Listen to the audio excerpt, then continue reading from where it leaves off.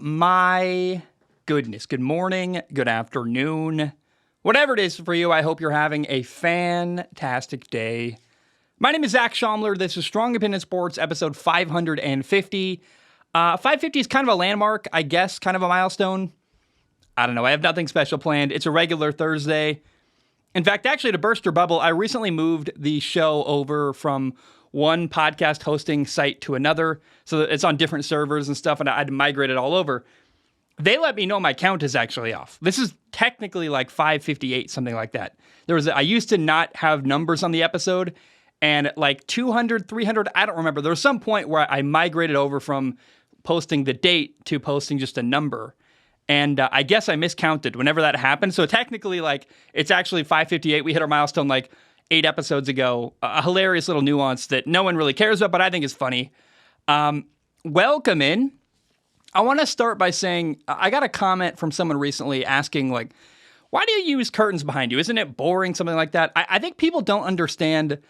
I'm in a concrete room. Like, every single wall of this room is concrete. And I don't know if you've ever tried to record a podcast in a concrete room.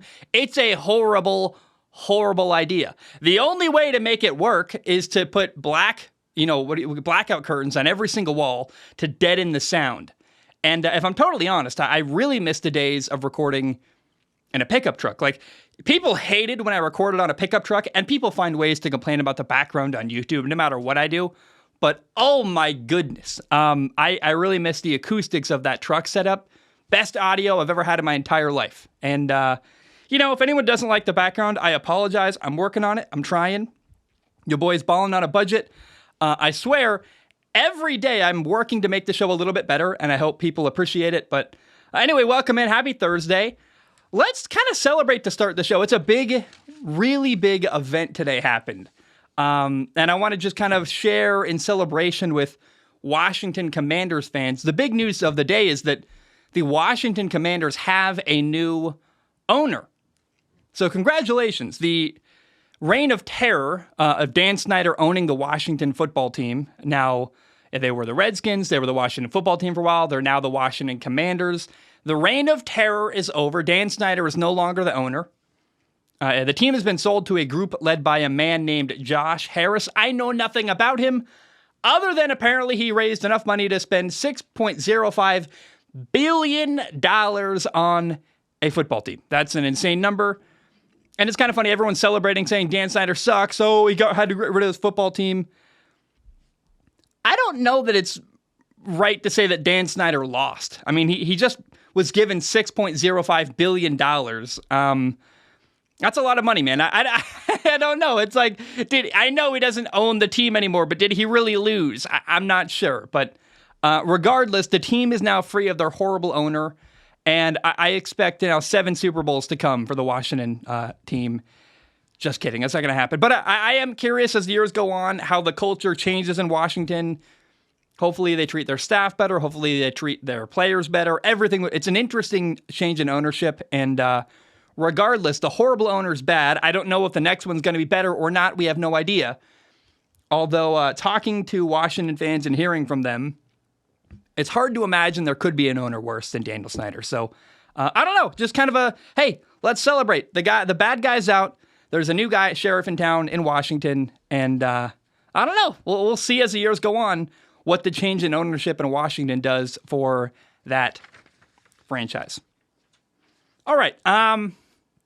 Look, I don't want to beat this story to death, but it is really, really fascinating to me. I want to talk a little more about the running back situation in the NFL. Basically, nobody wants to pay a running back after their rookie contract. Players come in, they give years of service, they get paid very little in relative speaking compared to what they bring to the team because they're on a rookie contract.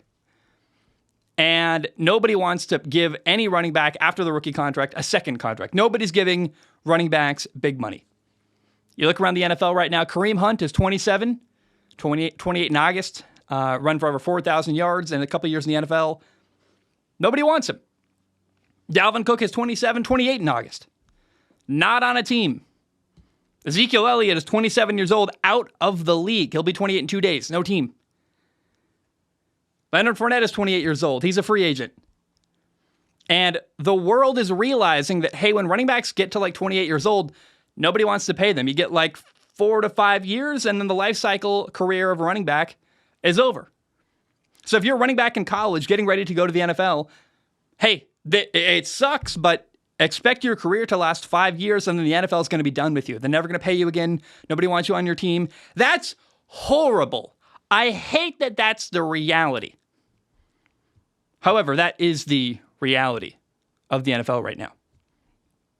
And, Saquon Barkley's the biggest, maybe, star out there right now, running back that did not get a long-term contract. He's been put on the franchise tag. He's going to make $10.09 million this year if he plays. Josh Jacobs didn't get a deal. Tony Pollard didn't get a deal. Again, Saquon Barkley with New York didn't. And we've heard Saquon Barkley be very vocal about this in the last couple days. We could see Saquon Barkley even hold out and not play this year, according to him. He said, I'm considering it. Now, if Saquon Barkley doesn't play this year, he's not going to get paid at all. So he'll miss out on a little over $10 million. It's hard for me to imagine that's a smart move. I remember the last running back to hold out for a year and not play was Le'Veon Bell. He wanted big money, wasn't getting it. He held out, didn't play. It didn't work out very well for Le'Veon Bell. He never really got the money he could have or really wanted. Also, Saquon Barkley cannot renegotiate his contract until next offseason. He got franchise tagged. So negotiations are done. You play or you don't. And skipping training camp, he cannot be fined, but he won't get paid week 1 and won't get paid game checks if he doesn't start showing up.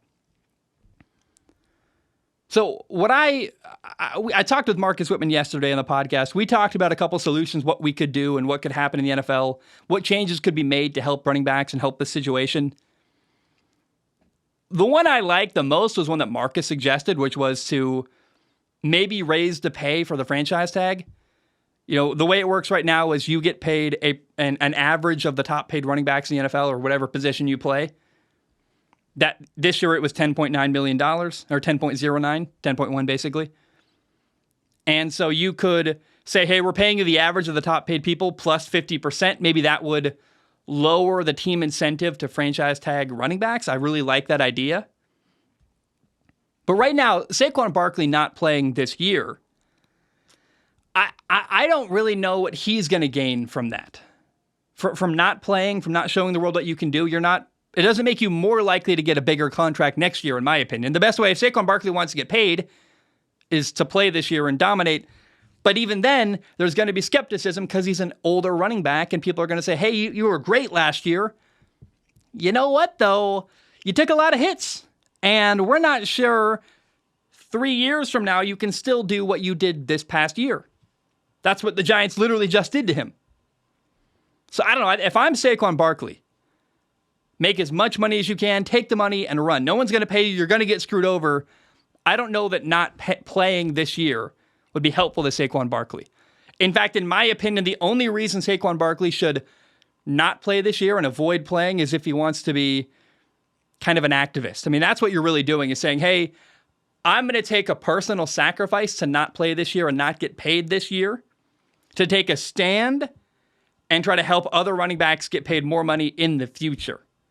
I don't know that whatever Saquon Barkley decides to do, if he decides to not play, I don't know that he's going to see the fruits of that effort, the benefit of that effort. I think he might be taking a stand to try to make it better for the next guy, the future generation of running backs, which is interesting and surely compelling if that's the stand you want to take. But if I'm Le'Veon Bell, if I'm Saquon Barkley, excuse me, and I got $10.1 billion on the table, and I'm not really guaranteed to ever get paid ever again in my NFL career, I'm taking the money, I'm running with it literally, and I am not looking back. So I'm really curious. I'm fascinated what's going to happen, but I want to repeat this. If Saquon Barkley doesn't play, I view it as activism. Not like, I don't mean that in a derogatory way, but he's saying, hey, I'm not going to play. I'm not going to show the world what I can do. I'm going to sit out this year to try to help future running backs get paid more. That's a noble cause, but man, $10 million is a lot of money to say no to, especially when you're in a position that doesn't appear like you're going to get another contract long-term ever again. It's sad. It's unfortunate. But that's true. So this running back situation feels like something's going to change. I'm not sure what's going to happen long term. College running backs are starting to notice. Quinshon Judkins, the running back at Ole Miss, the leading rusher in the SEC last year, he said that this contract situation in the NFL is actually a big concern to him. So even the younger running backs in college are starting to go, oh, this is not great. And what I would love to see is a running back come out of college, go to the NFL and say, I want all my money guaranteed. I want a big contract because I might never get paid again. If the way the NFL works is, hey, you get a 4-year contract. If you're a first-round pick, you get a 5th-year option, but you get a 4-year contract, and then you're never getting paid ever again. You better pay me a lot of money in that 4 years because you're going to abuse my body and run me into the ground. And that's the way the NFL works right now. It's uncomfortable for me to say this, but the reality is running backs get their bodies destroyed. They're not making generational wealth. And they're getting, I understand NFL teams saying, we got good value here.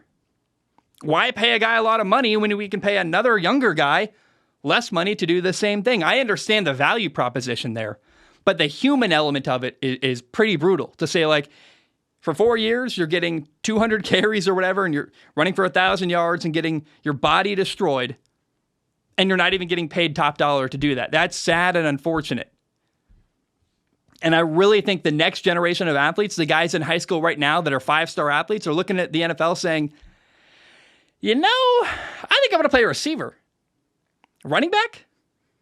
I'm good. I can play corner. You know what? Like, I played running back and corner in high school. I think I'm going to play defensive back in college because running backs just get screwed over completely. Their careers are short. No one wants to pay them long term.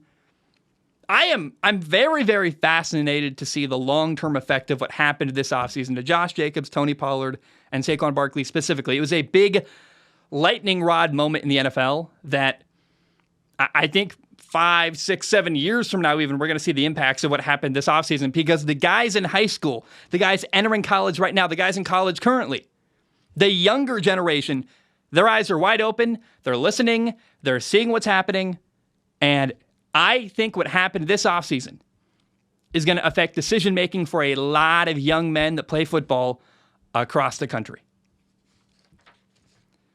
All right, there was some news. A trade happened. Not a huge trade, but a trade with interesting potential, in my opinion. The New York Jets traded young receiver Denzel Mims to the Detroit Lions. Denzel Mims is a former second-round pick in 2020. He's 25 years old. He's a guy who I think has a lot of potential. He's 6'3". He's fast. He's got potential, but he's missed a lot of games hurt. Hasn't really shown up a lot for the Jets organization. It's also kind of interesting. Historically, Aaron Rodgers, the Jets quarterback, prefers to play with veteran receivers. He has not historically liked working with young guys. He's got to teach a lot of stuff, and they've certainly got a couple veteran receivers in New York and found Denzel Mims replaceable. They're like, hey, sorry, buddy, you're out. Not a shock. Denzel Mims got traded away. I didn't expect him to make a huge impact this year, given Aaron's preference for older veteran receivers. Here are the trade details. The Jets got a conditional 6th-round pick for 2025. The Lions got Denzel Mims and a 2025 7th-round pick. We do not know the conditions as of yet. But one thing I'll say, I literally yesterday on the show talked with Marcus Whitman about the Detroit Lions, and one of the things I said was I wish they drafted a receiver. A receiver, by the way, that Jordan Addison was in the news for another thing we'll talk about in the very next story on this show today. However, I said I really wanted Detroit to go draft a receiver in the first round. I wanted them to get a big outside threat. I don't know that Denzel Mims is Jordan Addison, right? I don't think they're comparable. Addison's a better receiver. I expect more from him.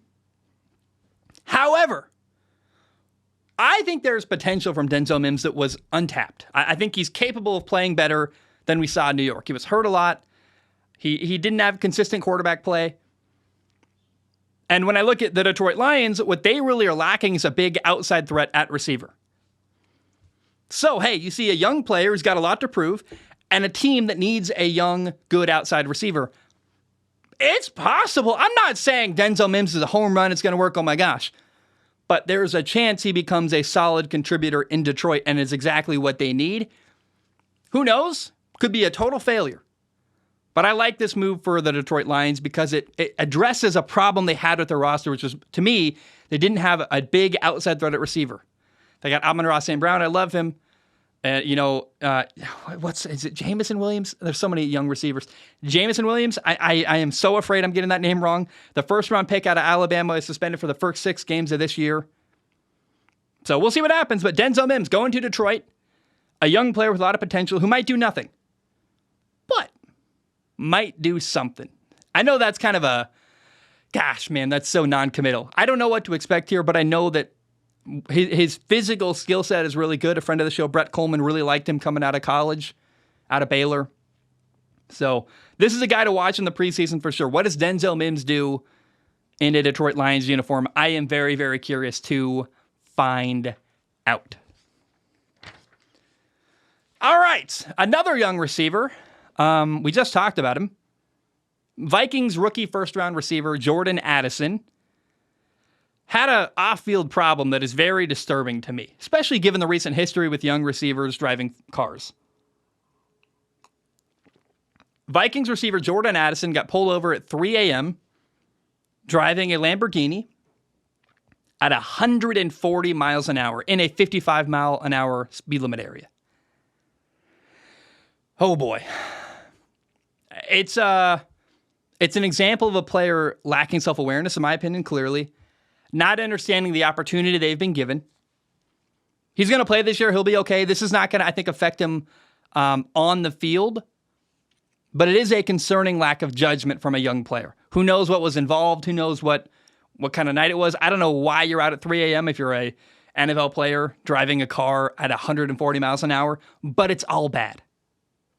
Number one, don't be out after midnight. It's not... I'm an old man. I'm 26 now. I go to bed at 9:30, and I understand that that's laughable. I'm not really an old man, and 9:30 is insanely early. But I got a job to do. Every day I wake up, I do my job. And the night before, I got to prepare for my job and go to bed early. It's a lack of maturity from Jordan Addison that is a little bit startling. You're like, oh, that's not great. And it's so dumb to be driving that fast given the situation you're in. Honestly, if I'm the Vikings, I'm punishing him by taking away his keys, saying, you're getting a driver. No more driving for Jordan Addison the rest of the year. Like, hey, you want to... No. And the government might do it for him. He might get in so much trouble that they don't allow him to drive and he gets license revoked for a little while or something. But if I'm the Vikings, I'm getting ahead of it. I'm saying, hey, Jordan, you have shown you don't have the maturity to drive cars anymore. We're going to pay you a lot of money. We want you to deliver on Sundays. You got to play at a high level. Let's focus on football and leave the driving to someone else. You now have a chauffeur for the rest of the year. It's totally unacceptable. I would encourage Jordan Addison to go read about Henry Ruggs. It's a heavy story that's not fun. I think the whole world thought that. Anyone who read that story today, Jordan Addison pulled over driving 140 miles an hour. I think everyone thought about, the other first-round receiver a couple years ago who did that.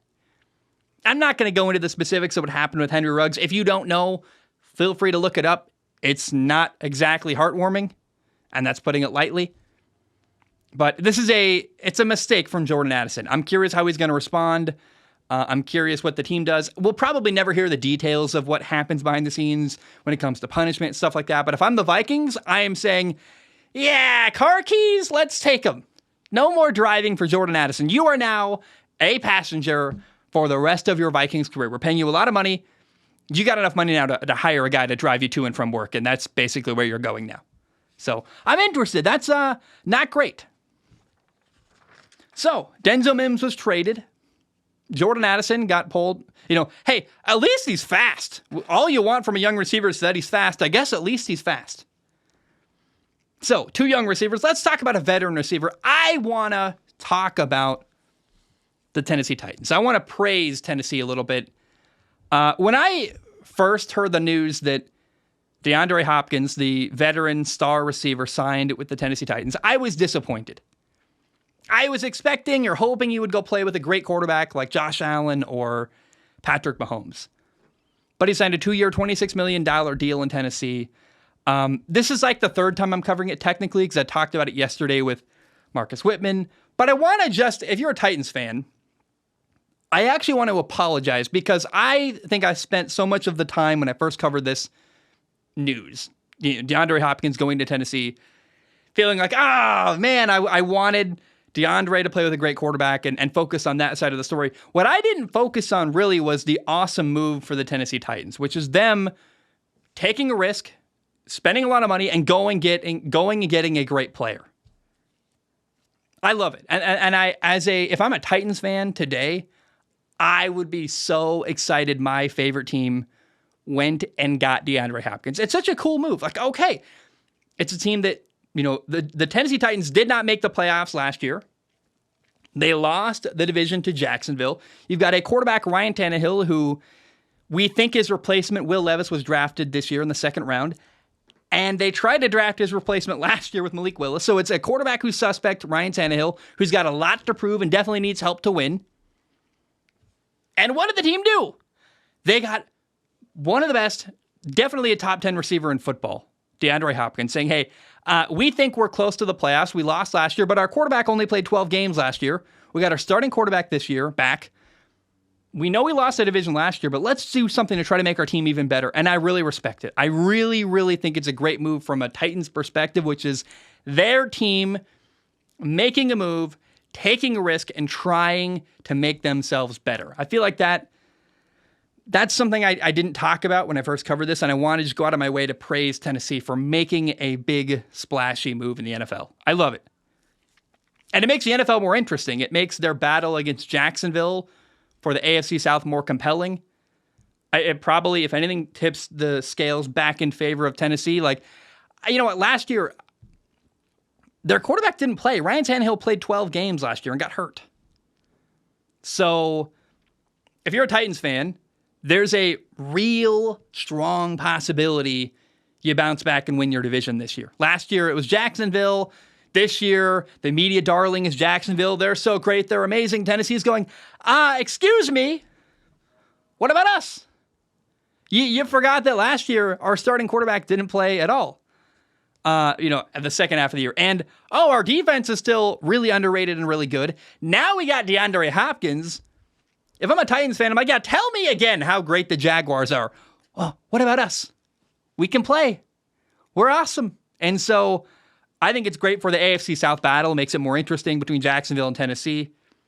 And then, one thing I said this briefly, but I want to revisit too, is that for the parity across the NFL, right? For DeAndre Hopkins to go to Tennessee elevates a team that was good, but maybe not great, and makes them a playoff contender. It brought another team to the table in the AFC to make things more interesting. If DeAndre Hopkins had gone to Kansas City or Buffalo, that would have been not great for the parity across the league of having another team that's got a shot to make the playoffs and compete for a Super Bowl in the AFC. The only team I would have, from a wide open NFL perspective, as a fan of all 32 teams, I just like watching football. I like when things are interesting. The only other team I think would have been more compelling than Tennessee actually was New England. Having DeAndre Hopkins play with Mac Jones in the Bill O'Brien offense in New England would have been really cool. But well done by Tennessee. It's a great move. They went and got a great player. They gave him a lot of money that I think is worth it. And I just want to be clear, what an awesome move by Tennessee. I bet Titans fans are ecstatic. And it's a really interesting, cool move for the Tennessee Titans and their fan base. Okay. There is a little bit of trouble brewing for the Dallas Cowboys. Their stud right guard, Zach Martin, may not show up for training camp. He's got 2 years left on his deal. He's going to make $13.5 million this year and $14 million next year, which I will point out is way more money than Saquon Barkley would have made this year as a New York Giant. So crocodile tears a little bit. Like, oh, you're underpaid. Well, running backs are getting paid nothing. So, whatever. But the other thing I want to say, he's only missed 9 games in his entire NFL career. This is the best, probably, right guard in the entire NFL. And for the Cowboys to not have their best lineman, it's a big deal. He may not show up. He wants a new contract. The Cowboys apparently have shown no interest in giving him a contract. there's not a lot more to be said about that. It's like, okay, here's a story. It's happening, but it's worth keeping track of long term, because if they don't have their star lineman, their best lineman in the lineup, that's not great for the football team in Dallas. And it's not great for Dak Prescott. It's not great for anybody. And so, I don't know, man. I'm really, really interested to see how this plays out. I don't know. It's kind of a waiting game. But let's acknowledge that for the Cowboys to not have their best lineman, that's not exactly great, and that's definitely a big deal. All right. That's like the news segment of the show. We got a lot of write-ins from Patreon today. If you want to support the show, go to patreon.com/Zach Schaumler, patreon.com/Zach Schaumler. It's $1 a month. Please support the show. It really helps. $1 a month gives you access to submit questions on Patreon. You can donate more if you want to. A lot of people tell me I should raise like the minimum up higher, maybe to $5 or something like that. I don't know. I have a lot to figure out with Patreon, but I wanted to say real quick, I appreciate your support. Things are in flux. I am figuring out how to bring better value to Patreon. But right now, what I can offer is if you support the show, you get access to submit questions on Patreon, questions to the show. I do not guarantee to read your questions on the show. My only guarantee is I look at every single question with my eyeballs. I'll read the top couple. I read as many as I possibly can. And that leads me to question number 1 today from Atticus. Atticus says, "Greetings, dear Zach. I have 2 questions. Number 1, are we ever going to see Zach Schaumler talking again? No pressure, just wondering. And number 2, how confident are you that Geno Smith can continue to play at the level he did last year?" First of all, Atticus, Zach Schaumler Talking, the other podcast, is back. It's out on YouTube. We're working behind the scenes with Podcast Land. I am migrating hosts, so I'm taking my podcast from one service to another, and it's a process. It was pretty seamless with Strong Opinion Sports, thankfully, but we're working on it with Zach Schaumler Talking. There's been some problems behind the scenes. I am working on it. It's out on YouTube, and soon it'll be out back on podcasts. There's like only 5 episodes currently out because of some problems behind the scenes. Now, I will say, if you go to the Zach Schaumler Talking YouTube channel, there's a new episode, 41, all about me coming back to Hawaii and coming back to doing Strong Opinion Sports. There's an episode I recorded before I moved to Hawaii. I just called it With Ethan. I think it's kind of fun. Zach Schaumler Talking with Ethan. It's clever. I think no one really gets it, but that's okay. It's my little art thing I do, whatever. It's in black and white because he had this like medicine, like hospital, mental patient yellow behind him. It looked terrible, and I was like, I don't know how to fix the color balance of this. It just looks so bad. Like the background behind him is so bad. And then I'm like, I'll put it in black and white. So there's a black and white video on the Zach Schaumler Talking YouTube channel. That's why, is it just looked more visually appealing than anything I could possibly do. I know people think I don't care about aesthetics, and I often say, who really cares? But I do try to make stuff look good. And believe it or not, the black and white was the only way to save that footage and make it not look horrible. But him and I talked a lot. He was a former therapist who switched careers, and his dog died. It was a really, I think, interesting and compelling conversation with a very emotionally mature adult. So Zach Schaumler Talking is back. Let's talk about Geno Smith. Can Geno Smith get back to what he was last year is kind of the question. Or what do we expect from Geno Smith? Geno Smith, the quarterback in Seattle, had a breakout year last year in his early 30s. Very cool. Theoretically, Geno Smith should be better, actually. They got him a new weapon. They got a first-round receiver, Jackson Smith-Njigba, out of Ohio State. So now they got 3 top-tier receivers in Seattle. They got Jackson Smith-Njigba, that rookie receiver, DK Metcalf, and Tyler Lockett. Man, I think it's awesome. In fact, if Seattle isn't really good on offense this year, and I think Seattle or the 49ers are going to win that division, the NFC West, I think Seattle should be in contention. And if Seattle is not in contention, it's a problem. And we got to talk about moving on from their head coach, Pete Carroll. But I have high expectations and high hopes for Seattle. They got a lot of great receivers. They're a matchup nightmare. And I don't see any reason why Geno Smith wouldn't have a really good year like he did last year. One thing I like about Geno Smith is he doesn't force the ball into coverage. He's really good at understanding, hey, if nothing's open, find your check down. I'm watching that show, Quarterback with Marcus Mariota, and kind of chronicling his struggles in Atlanta last year. And one of the things that's really true is that Marcus really struggled to not play the hero. He always wanted to take everything on him. If they were struggling, couldn't move the football, he started forcing throws and putting the ball where it shouldn't go and doing stuff that you're like, you probably shouldn't do that, man. Like, that receiver's not open. Maybe take the sack. Maybe stop forcing it. He threw a couple bad interceptions, made a couple mistakes here and there because he tried to play hero ball.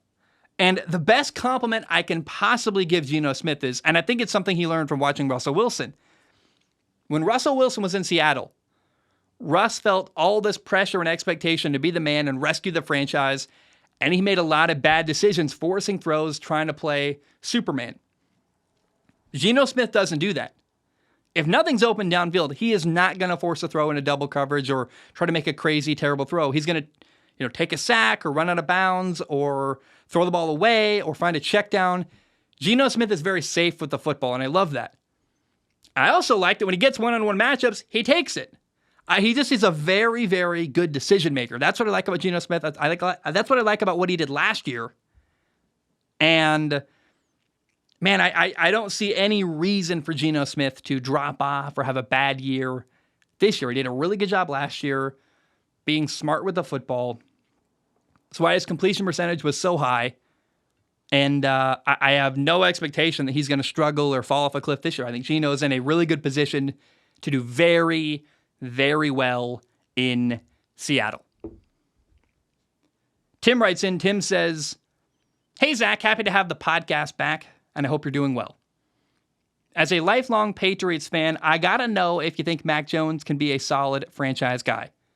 He's obviously not going to crack the top 5 or anything, but seeing as he has an actual offensive coordinator now, I feel as though he could linger around the top 10 because I think his deep ball and athleticism are better than people give him credit for.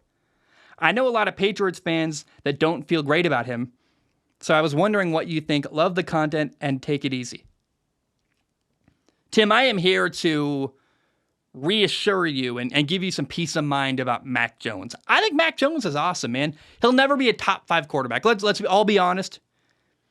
Is Mac Jones ever going to be Patrick Mahomes? No. Is he going to be Josh Allen? No. But he can be Kirk Cousins or I don't know who's a little like whatever Matt Ryan was for a couple years at his peak in Atlanta. He can be a really great quarterback. He's not very mobile. He can run a little bit, I guess, but he's a really good decision maker. He's safe with the football. And this year, thankfully, I think he's going to get good coaching on offense from Bill O'Brien, their new offensive coordinator. That's a big deal, man. And if Mac Jones ends up being what Kirk Cousins is to Minnesota, that's a dang good quarterback. I don't know. That's respectable and certainly capable of winning a Super Bowl, in my opinion, minus all the anxiety stuff Kirk has where he makes mistakes in big moments. I think Mac might be potentially better than Kirk Cousins, which is awesome. Certainly, I think we've already seen from his rookie year, Mac Jones is good enough to win a lot of games and do well in the NFL. Now, with good coaching and better support on offense, he's going to be even better, in my opinion. And one thing to think about, though, Mac Jones is going to be learning a new offense for the third time. I don't know how do you consider last year a new offense? Josh McDaniels left, but they kept coaches and hired Matt Patricia, a former defensive coordinator, as technically the play caller. It's a bizarre situation. But this is the third play caller in 3 years for Mac Jones in New England. He's going to be learning a new system once again. Let's acknowledge that. So as good as I think Mac Jones could be this year, I think you got to give him patience and realize he's going to be even better in year 2 under Bill O'Brien. The same reason I think that Kirk Cousins is going to be better in year 2 under Kevin O'Connell in Minnesota. Because the stuff that, year 1, you're learning stuff and figuring out where people are and trying to remember stuff, and you master it as best you can. But by the second year in an offensive system, everything becomes second nature. You're no longer, you kind of know, but then you know stuff like in your bones. You know where everyone's going to be. You know every call.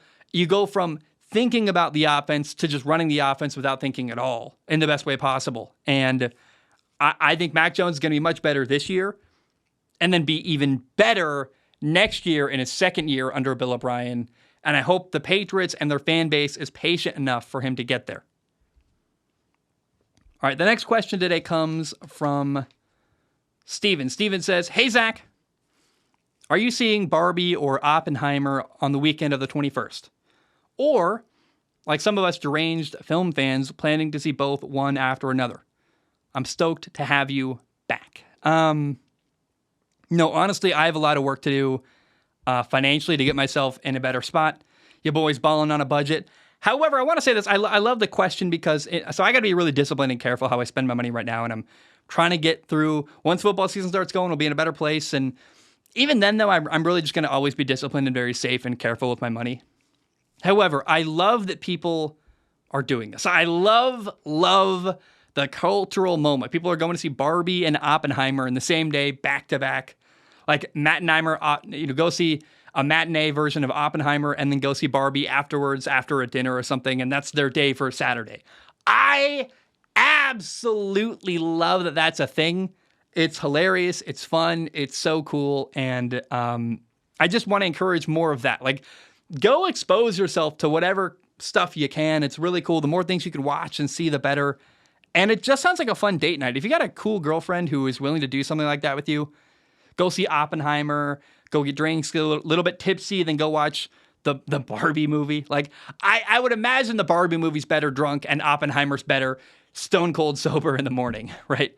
But, and maybe alcohol's not your, the way, how do I say this? What does Pat McAfee call them? Maybe you want vitamins before you see Barbie, but I bet that movie is awesome with some vitamins in your system, if you know what I'm saying. And, I don't know. I love that people are doing this. This Oppenheimer Barbie double feature is such a hilarious, fun thing. Now, I think that is the way to do it, though. Oppenheimer in the morning, then go get lunch or dinner or whatever. Go get some food, take a break, have a couple drinks in your system, get a little bit looser, be in a different frame of mind, then go watch Barbie, maybe Uber home afterwards. Like that's the way to do it, in my opinion. So if you are doing the double feature, who is watching Oppenheimer after Barbie? I think the only way to do that is to watch Oppenheimer first. Watch this heavy, dark, really cerebral movie. And then the way to like kind of, how do I even say this? Relax after whatever heavy movie about building atomic bombs Oppenheimer is, to go watch Barbie and kind of chill out and let your mind relax and recover from the heaviness of Oppenheimer. That's the way to do it, in my opinion. So, Steven, my question for you is, are you going to do the double feature? And if you are, tell me how it goes. Please send me a message. I am very, very curious. Okay. Kenny writes in. Kenny says, what up, Zach boy? Zach boy. I like that one, actually. He says, I just want to know why you so good looking, my man. Over here with your curly hair, black shirt, and veiny arms. Always hope you're doing well. Cheers. Is Kenny trying to rizz me? I've never said the word rizz out loud until that moment, but I appreciate the compliment, Kenny. Thank you. I wonder if you have ulterior motives, but and do I have veiny arms? I guess a little bit. I never thought of it. Not really. Like, I'm not. I don't know. I guess maybe. Huh. Interesting. I don't know. Aaron writes in. Aaron says, hey, Zach, I believe the Jets were announced as the next team for Hard Knocks next year. I have two questions. Number one, what are your opinions on Hard Knocks in general? Number two, if you had the choice, which team would you want to see on it? I personally would love to have seen the Browns or Broncos.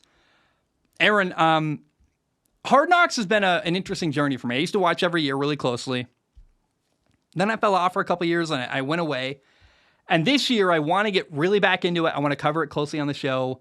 I think it helps that I'm doing a show almost every day now, so I can fit in a segment about, I before when I did the show weekly or bi-weekly, it felt like, or, twice a week, it felt like I didn't have time for a frivolous, silly, lighter topic like talking about the Hard Knocks episode from yesterday. But now I got time to do that kind of content, and that's really fun to me and stuff I like doing. So I want to watch every Hard Knocks episode this year, follow it really closely, have a lot of fun with it. And if I could pick any team to be on Hard Knocks, it would be the New York Jets. Like, I am very, very excited to see Aaron Rodgers on a new football team in the New York market. And Aaron Rodgers is endlessly fascinating. I think he's kind of painted as a villain in the media. I think Aaron Rodgers is woefully misunderstood. The more I pay attention to Aaron and the more I follow him and see him and listen to him, the more I actually really, really like Aaron Rodgers. And I wonder if going to the Jets is going to allow him to become more of a hero in the NFL rather than a villain? I'm not sure, but I think he is going to be. I mean, I guess Hard Knocks always does focus on kind of the guys who are not stars, the people who are maybe or maybe not going to make the roster. Like, it's about training camp in the NFL. So it's the focus of Hard Knocks usually ends up being the 4th-string running back, the 5th-string defensive end who may or may not make the football team, that kind of stuff. It's the guys who are on the bubble who week to week they're playing in preseason, and the guys who are on the bubble, the way they play in the preseason really is going to matter, whether they get cut or kept on the team. So that's who Hard Knocks really focuses on. It's not quite like Quarterback, that Netflix show that follows the star of the team really, really closely. But I would love it if we get a couple good Aaron Rodgers moments in Hard Knocks. And, man, don't we all want that? We all want a little bit of insight into who Aaron Rodgers is. And, I mean, I'm sure they're going to follow him a little bit. But remember that the focus of Hard Knocks really is on the players who are on the bubble of making the team or not making the team. And, introducing us to players you probably never would have heard of otherwise. That's the focus of Hard Knocks, not Aaron Rodgers, but man, I'll take any Aaron Rodgers I can get. I think it could be really interesting and really, really compelling for the Jets. Okay, Josh writes in. Josh says, "Hi, Zach. It's been really great to hear from you recently. My question is, which one of the one-and-done playoff teams do you expect to make the most progress in their 2024 playoff campaign? Do you think any of those teams have what it takes to win it all next year?" So the 6 teams that were one and done last year in the NFL playoffs were Seattle, the Seattle Seahawks, the LA Chargers, the Tampa Bay Buccaneers, the Miami Dolphins. They lost 31-34 to Buffalo. The Minnesota Vikings lost to the Giants 24-31, and then the Ravens. And to me, I don't know that any of those teams are really teams that have a shot to win a Super Bowl this year. There are 2 that are the best of the teams I just listed, the 6, but it's most likely that we're going to see Kansas City or Cincinnati or Buffalo or Philadelphia, one of these really incredible rosters that's a very great football team, win a Super Bowl this year. Another team that's a dark horse, I could see like the Jets are a really good team that didn't make the playoffs last year that could be really good. But the 2 best teams that were one-and-done teams last year in the playoffs that I think are going to be back in the playoffs this year and might be even better are Miami and Minnesota. Miami and Minnesota are actually very, very similar teams in a similar spot right now. They've got great receivers. They've got coaches that were last year in their first year. Mike McDaniel and Kevin O'Connell are offensive coaches that were in their first year with their new team last year. So this year you got Kirk Cousins and Tua Tagovailoa in their second year running their system with their new coach. They both got new defensive coordinators, which is hilarious but true. The Vikings actually hired former Dolphins head coach Brian Flores as their defensive coordinator, and Miami hired Vic Fangio. So better defenses, I think. Quarterbacks who are going to be more comfortable in their systems. Both teams have 2 really exciting young receivers. Minnesota's got Justin Jefferson and Jordan Addison. Miami's got what I think are the best 2 receivers in the NFL, the best receiver tandem at least, which is Tyreek Hill and Jalen Waddle. I think Minnesota's more likely to go from one and done to having a deep playoff run simply because the NFC is not as loaded as the AFC. Like the AFC's got so many great quarterbacks and so many great football teams, whereas the NFC just isn't as stacked with great players and great quarterbacks, in my opinion, and great teams. So I think Minnesota is the team that can go from a one-and-done team to having a deep playoff run and maybe going to the Super Bowl. But Miami and Minnesota are 2 teams with a lot of similarities that are, I think, going to be better than they were last year. And for like similar reasons. It's crazy. New coach in their second year, new defensive coordinator. Like, it's really wild to me how similar Miami and Minnesota actually are. In fact, they're even alliterative. It's kind of hilarious to me. So Josh, I hope that answers your question, but Miami and Minnesota are the 2 teams I can think of that were one and done last year that I think could have a deeper playoff run this postseason. Owen writes in. Owen says this. "Hey, Zach, wondering what your thoughts are on Jordan Love and the Packers' future going forward. Do you think sitting behind Aaron Rodgers was more of a benefit than being a day 1 starter would have been for him? In terms of offensive weapons, he has one of the worst wide receiving cores in the NFL, and an aging Aaron Jones. Do you think he will be able to be successful?" So first of all, Jordan Love sitting behind Aaron Rodgers was absolutely a benefit to him. He was not ready out of college to be an NFL starter. He needed time to sit and develop, and Jordan Love was a guy at Utah State that was super talented, but had bad habits and made some big mistakes and needed to sit and learn and grow. He did exactly that. He's still a really talented quarterback, but now he's had years in the system, learning from Aaron Rodgers, knows the system really well. I expect Green Bay to be really interesting and fun. If you're a Packers fan, I'm genuinely really excited for you. You got a young quarterback who's going to prove himself, I think, this year. You've got a young cast around him. Christian Watson, your really talented young receiver going into his second year. I think it's going to be awesome. I think the Packers are a young team that's going to be fun to watch and have really cool moments. I don't expect them to win their division or really even challenge Minnesota or Detroit. But man, I think that it's a year of growing for Jordan Love where he's going to prove himself and be okay. And then next year he can take a step forward and be even better. But if you're a Packers fan, I'm really excited for you because there's going to be fun moments and young players making big plays. And I just think you're headed for a lot of success and good times as a Packers fan. And I think Jordan Love is going to be really, really awesome. And I know that, man, the way he was drafted is controversial. And there's, a video of Tom Grossi reacting to Jordan Love getting drafted going, oh my gosh, what are we doing? But man, I just think that Green Bay's got a bright future. And there might be some ugly moments this year. You got to be patient. It's going to take time for the Packers to go from what they were with Aaron Rodgers to where I think they can be if Jordan Love reaches his potential. But please be patient and give it time because there is a lot of potential with Jordan Love. And I really think, these young receivers, Romeo Doubs, Christian Watson, there's a lot of young guys trying to prove themselves in Green Bay, including the quarterback. And if you relax and allow them to grow and work together and let it be fun, I think it could be really, really enjoyable to watch the Packers this fall. PatStarFish writes in, he says, hey, Zach's visual system organs. My question for you is, who do you think will win the AFC North this year? I'm glad you're back doing the podcast. You're my favorite creator. Thank you, man. I really appreciate it. Who is going to win the AFC North? The Bengals. Next. Okay, next question. I'm kidding. No, the Bengals are the best team in the AFC North by a lot, in my opinion. They're by far at the top. I think Pittsburgh is going to be a lot better this year than they were last year. Kenny Pickett's in year 2. He can take a big step forward. I feel great about Pittsburgh, actually. I think they're going to be awesome, and I think they're going to challenge Cincinnati, or if anyone can, it's going to be Pittsburgh. The Browns are a big question mark. They got Deshaun Watson, who I just don't know what to expect from him. It's his first time playing a full season since everything went down in Houston. He's been a star quarterback in the past, though, and so there's a lot of unknown in Cleveland, but they certainly have, on paper, a good roster, but I just don't know what to expect there.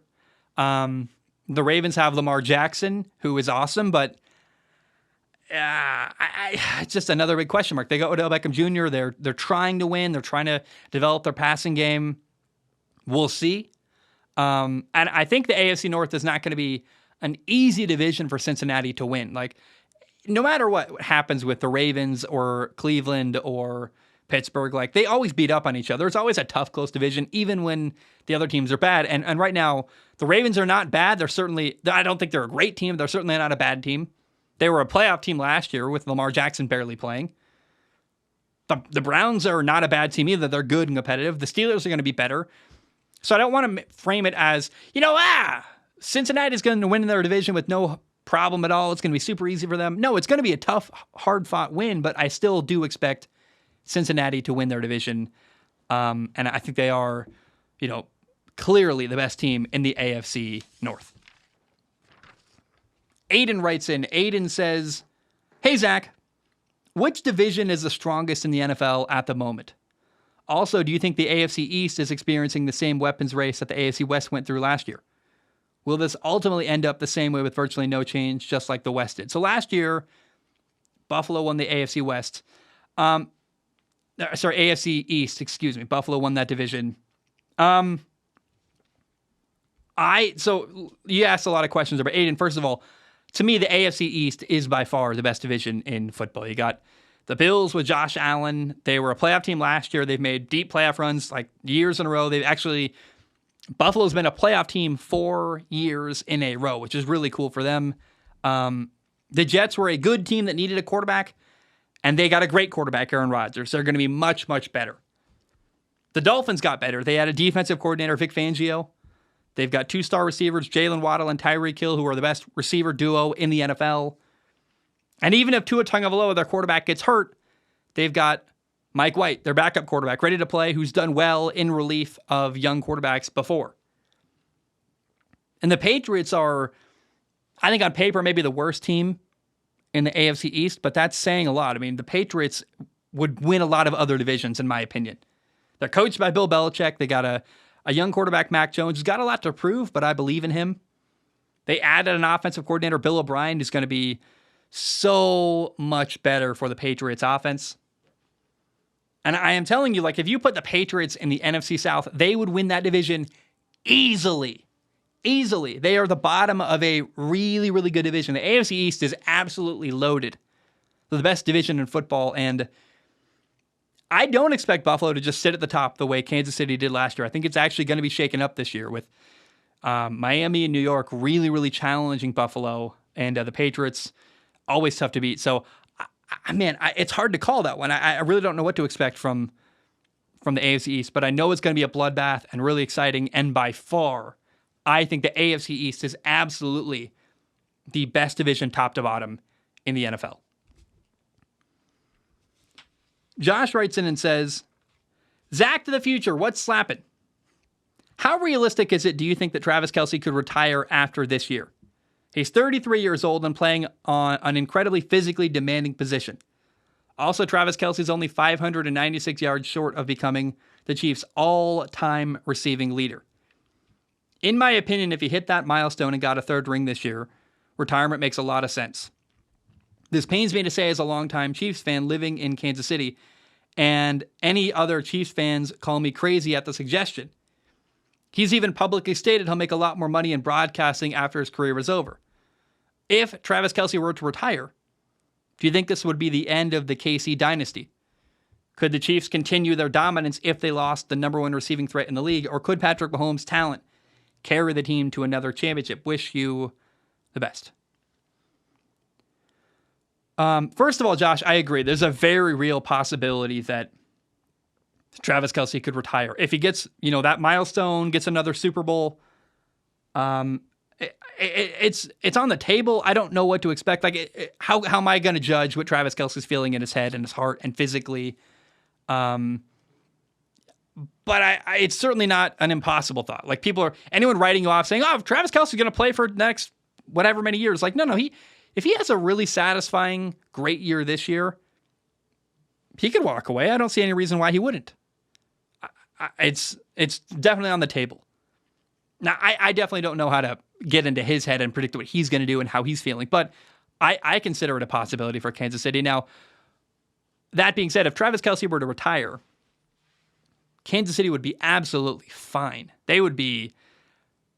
Part of why Travis Kelce is so good is because that coaching staff does a great job putting him in a position to be successful. He's given great matchups constantly. That's the thing. When people talk about how Travis Kelce could leave somewhere else and go get paid more money, it's like, well, he could, but he then wouldn't play with Patrick Mahomes, and he would not be being coached by Andy Reid, putting him in the positions he's being put in consistently, giving him great matchups, giving him one-on-one battles and positions he can dominate. Travis Kelce was an unknown player. Like, I don't know that's, how do I say this? Part of why he became what he became was because of Andy Reid. And in my opinion, if Travis Kelce retires, Kansas City is going to find another young guy to put in really good situations and succeed and win. Like, yes, they're going to miss Travis Kelce. He's, the best receiving tight end we've ever seen, I think, in the history of football. He's amazing. He dominates one-on-one coverage and just consistently beats linebackers and beats matchups. It's crazy. But that being said, I think they'd find different players to put into really good matchups, and I think they'd succeed anyway. I don't think that the Kansas City Chiefs dynasty hinges on Travis Kelce playing there. The same way it clearly didn't hinge on Tyreek Hill playing there. Remember when Tyreek Hill left Kansas City and went to Miami? Everyone, including myself, was like, we'll see. The Chiefs aren't going to be the same without Tyreek Hill. They won the Super Bowl last year. And now we're having the same conversation again, but about Travis Kelce. I don't buy it. Patrick Mahomes and Andy Reid in Kansas City, they're not going anywhere. You can rotate people in and out of that building, but if Mahomes and Andy Reid are there, they're going to be a really good, high-powered offense that's going to be a contender to win a Super Bowl every single year. Guys, my name is Zach Schaumler. I'm going to go. I love you. I appreciate you. Hope you have a great day. I'll see you tomorrow. And bam, we are done. I'm not going to lie. That I was planning on ending the show there, but did that feel to you like it just abruptly ended? It did feel to me like, hey, that ending came out of nowhere. I love you guys. Hope you have a great day. Seriously. And I don't know. I'm going to play. What am I going to do tonight? I'm going to watch a lot of that. I need to finish that show Quarterback for the show tomorrow. Anyway, I love you. Appreciate you. Thank you guys. Appreciate your support on Patreon. Hope you have a great day. And